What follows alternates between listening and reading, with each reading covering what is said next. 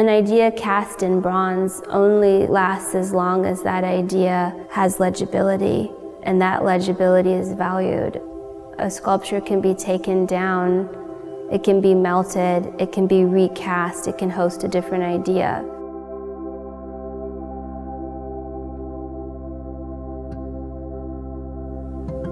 Mary of Egypt is a lesser-known saint.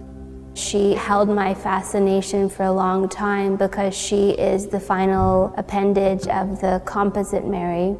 Composite Mary is a trope that started in 600 AD, initiated by the Catholic Church because there wasn't enough space for multiple Marys. So the Pope decided that there would just be one Mary, all under the umbrella of the Mary Magdalene figure. We understand her as someone who lived autonomously from the moral dictates of her time. She had a lot of agency, and she goes into the desert to find herself, to reform from her previous life of a nymphomaniac in Alexandria. According to the mythology, after spending some time in the desert, she becomes indistinguishable from her environment. She's become an animal. If you spend that much time in your own environment to the point that you're indistinguishable from it, there's been some kind of microbial event. Somehow the border of self has expanded.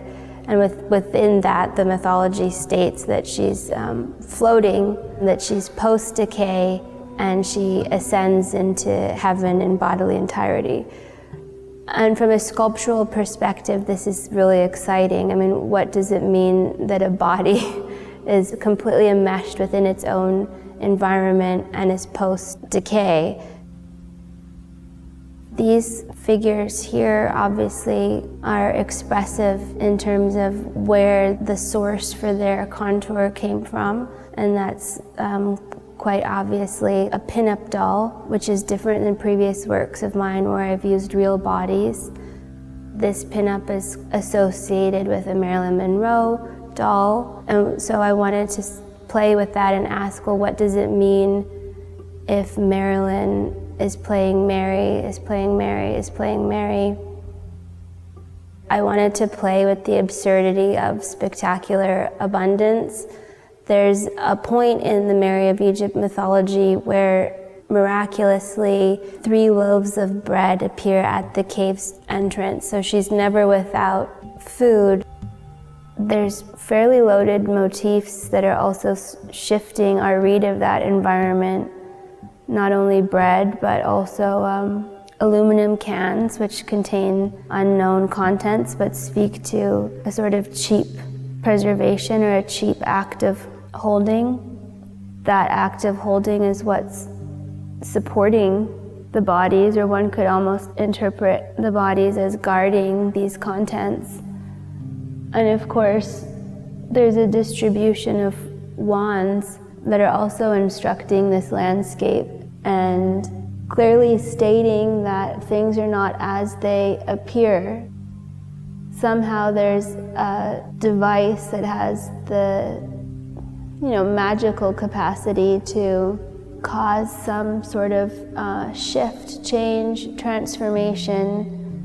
And I think that if you're going to go as far as to put celestial wands in an art exhibition, it does become a question of belief, what one is willing to believe, and that art is made in an act of faith. It's faith in an attempt to secure meaning.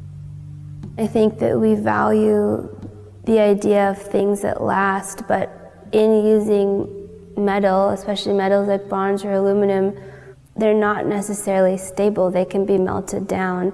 So for me, including ephemeral materials in my work alongside materials that have an indication or a false indication of monumentality and perseverance has been to throw them both into jeopardy.